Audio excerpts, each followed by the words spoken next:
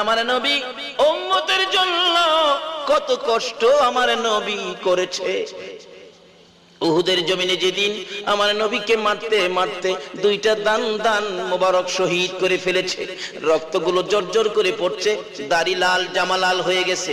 আমার নবী এই হাত মুখের মধ্যে লাগাইয়া ব্যথায় অস্থি, সাহাবীরা রে কে তোরা কোথায় আছোস?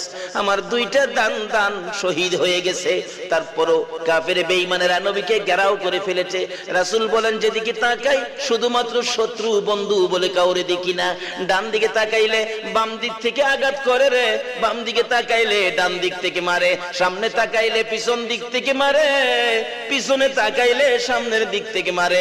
এইভাবে মারতে মারতে আমি নবীর মাথার লোহার টুপি টুকরা টুকরা করে জমিনে ফেলে দিল। কিন্তু দুইটা লম্বা লম্বা টুকরা নবীজির দুই